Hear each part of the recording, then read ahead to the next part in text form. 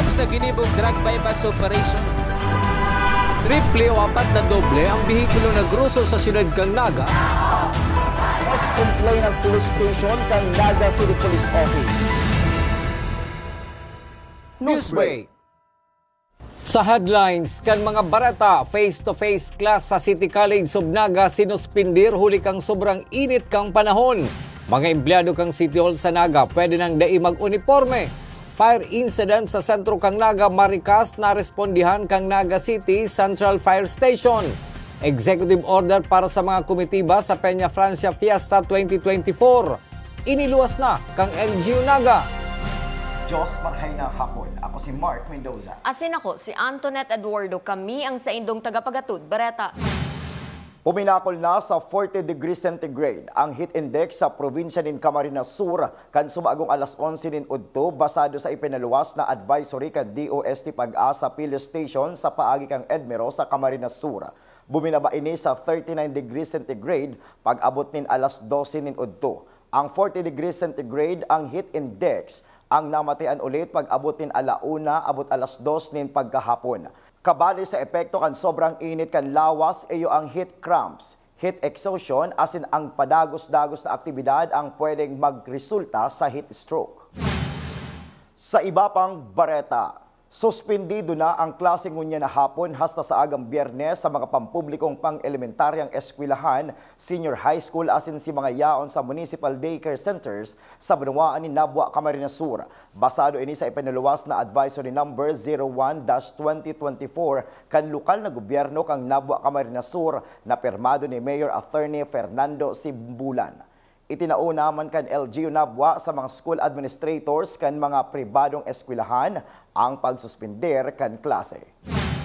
Padago sa mga bareta, City College of Naga, primerong kolehiyo sa syudad na nagsuspender kan face-to-face class huli kan sobrang init kan panahon. Maepekto ang suspensyon sa masunod na aldaw. Ang detalye sa report ni Melvin Machado. Sa gilid kang National Highway matatanaw mo ang City College of Naga na yaon sa taho kang sarong mahiwas na lote. Mayong haralangkaw na punin kahoy, bakanting lote ang kataid. Ngunya na mainit ang sirang kang saldang, sagum ang init sa mga classroom. Ini ang nagtulod kay City College of Naga President Dr. Magno Esconag Jr. na suspindiron ang face-to-face class pon sa Abril 6, April 7 hanggang May 5, 2024. Online class ang mga estudyante. So nagdesisyon ako na basado sa kong power as a president, ninforman ko si Mayor na masuspend ako ng klase. Sa kahaluyan na higmati ni man talaga na grabe.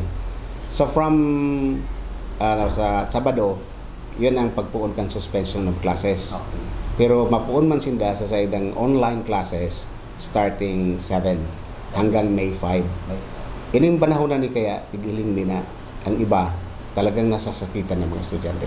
Maski magamit subot ng ventilador o air conditioning unit ang City College of Naga, dai kakayahon ang harasahas. Nakadagdag pa sa isipon ang raot nindang transformer kang kuryente. Maski nga ni mag-ventilador kami ng udto hapon, talagang mainiton. Lalo nga nangon yan, dahil kami pwede mag-ano ng aircon. Dahil ang itong transformer dyan sa kabila, duman sa may laboratory, nagputok ito. Haloy ng panahon. Kaya pigtakod man kami duman, pero di kami pwede mag-aircon dahil baka mag-overload. Inabisuhan man ni Dr. Conag ang mga estudyante asin mga maestra na ipadago sana ang online class para masunod ninda ang school calendar asin dai na maglawig ang sa indang klase. Ang advice ko lang sa mga estudyante pati sa mga teachers na ipadagos ang online teaching para dai madiharo sa oras. Sa school calendar pag magbawas sa ting number of days, may tendency kita na mag-abante. So meaning, imbis na matapos ka ng May 12, matapos ka ng katapusan because you have to cover the 54 hours per subject per semester. Para sa One Media TV, 48 Naga, Melvin Machado, Newsbreak. Mientras tanto, nakiulay man si City College of Naga President Magno Conag sa mga magurang kan sa iyang mga estudyante na i-monitor an sa indang mga aki na dapat nagaadal talaga online. Mantang suspendido na ang face-to-face class puun sa aldaw nin Sabado hasta sa masunod na bulan. Pasiguruhon man subuot an salud kan mga ini para di magkaigwanin problema. Para sa mga kamagurangan na isipon nindo na dapat ang mga aki nindo pagmaton. Dahil online ini, akala nyo nasa classes pa. Wala namang nagkaming klaseng face-to-face. Within the period from sa Saturday hanggang sa May 5. All the rest, pakialaga na ng mga bata at mahirap na maging problema ang health ng mga aki. Padagos pa sa mga bareta, nagpaluwas naman in memorandum si Camarines Sur Governor Luigi Villapuerte para sa mga miyembros kan PDRRMC, mga opisyalis kan pribado asin pampublikong eskwelahan, kolehiyo, alkalde asin opisyal kan barangay para sa mga lakdang para mabawasan ang epekto kan mainit na panahon. Kabali sa direktiba ang pagbugtak sa PDRRMC sa Blue Alert status para mailatag ang mga tamang paghahanda asin ang pag-adjust sa learning modality kan mga eskwelahan sa probinsya. Sa pagbabalikan news break, fire alarm nagbungkaras kasubagong udto sa sentro Canaga. Iyan asin iba pang mga bareta sa pagbuelta kan One Media TV48 Naga News Break. Dakop sa ginibog drug bypass operation. Triple o 4 na doble ang bihikulo na gruso sa siyudad kang Naga. Mas complain ng police station kang Naga City Police Office. Newsbreak. Flight attendants, prepare for takeoff, please.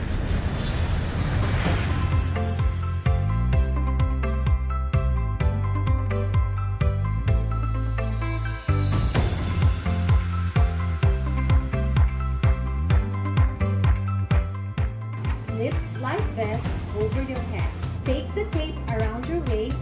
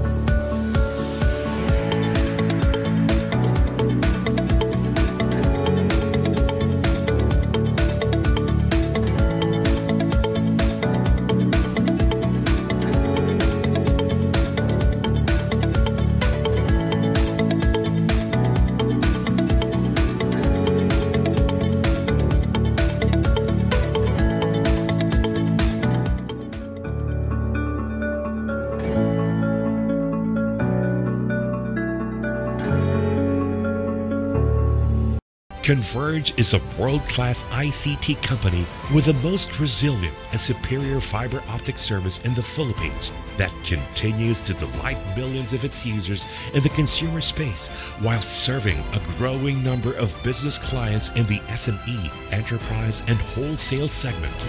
Converge Business. Strength. Resiliency. Results.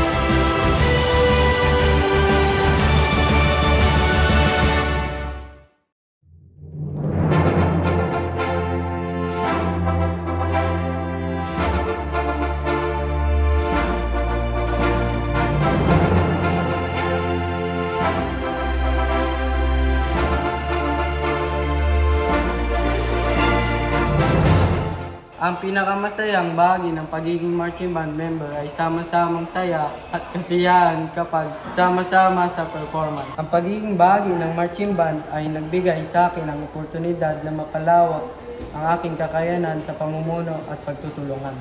Ang dapat ninyong abangan sa nalalapit na Tanog Banda ay pagtatangal ng mga batang musikero na galing pa sa Santo Domingo, probinsya ng Albay. Sa aming mga taga-suporta, maraming salamat sa inyong walang sawang suporta at pagmamahal sa aming banda. Ang iyong suporta ang nagbibigay inspirasyon sa amin upang magbigay ng pinakamahusay na performance sa bawat pagkakataon. Puspusan po namin pinaghahandaan at pinag-aaralan yung bawat parte ng musika na aming ipapalabas sa darating na Tanog Banda upang maging maganda ang presentasyon ng aming paaralan. Bukod sa disiplina, we practice with our heads and we play with our hearts together with passion, loyalty, and dedication. Maraming salamat po sa aming school head, si Ma'am Ellen B. Abarientos, sa teaching and teaching ng Santo Domingo National High School. Gagawin po namin ang lahat para maganda ang aming presentasyon. Ito po ay para sa people of Santo Domingo and people of Albay.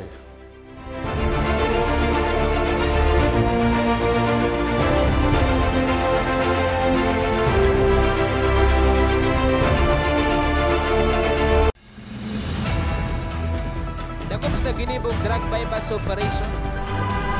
Triple o 4 na doble ang bihikulo na gruso sa siyudad kang Naga. Mas complain ng police station kang Naga City Police Office. Newsbreak. Sa pagpapadagos kan mga bareta, mga empleyado kan lokal na gobyerno kan Naga tinutugutan ng maglaog sa trabaho maski dain naka-uniform. Ang detalye sa report ni Melvin Machado. Tinutugutan naman po itong dahil na pagsulot ng uniform dahil medyo talagang mainit. And at the same time, kung talagang at least ang mga health will depend on duman sa mga department head or chief of offices na lang itong pagtugot duman sa mga empleyado nila.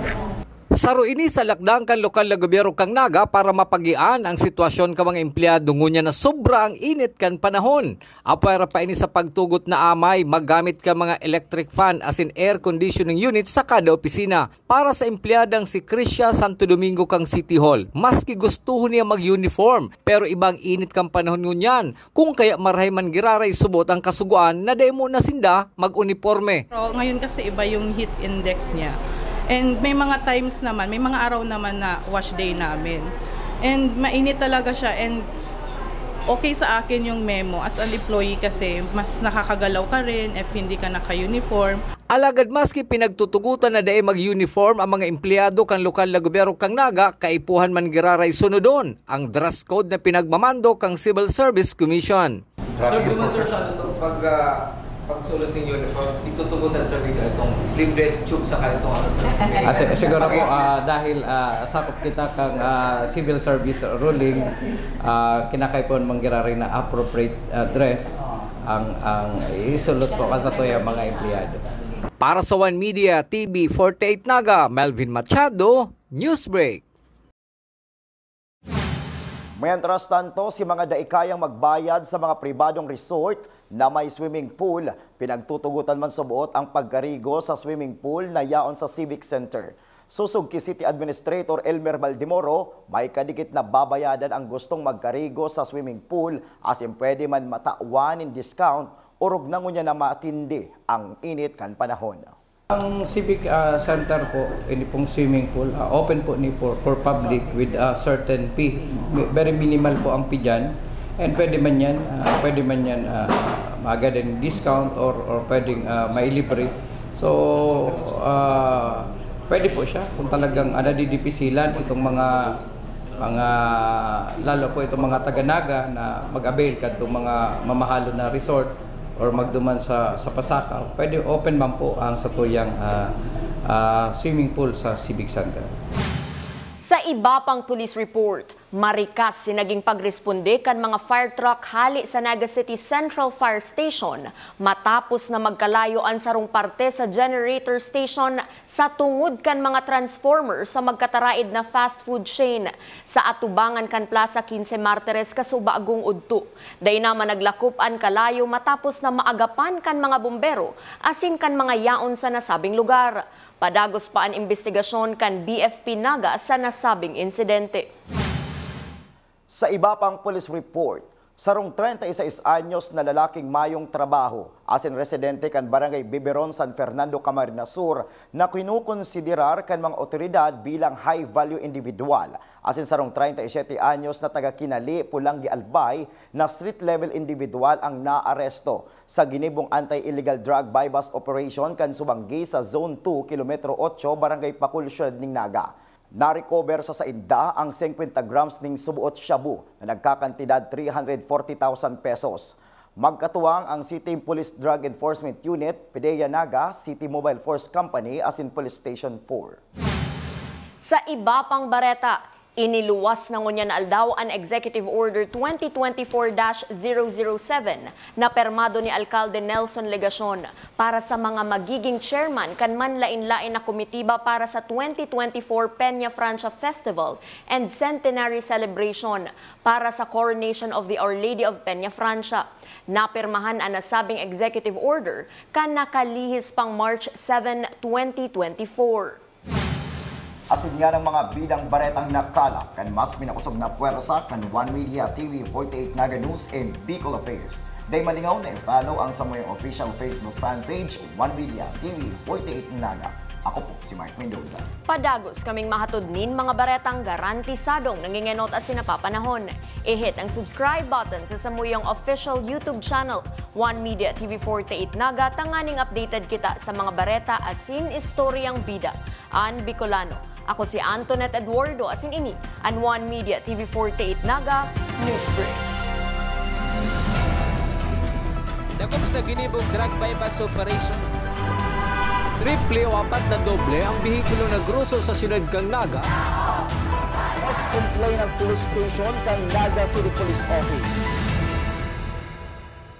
Newsbreak.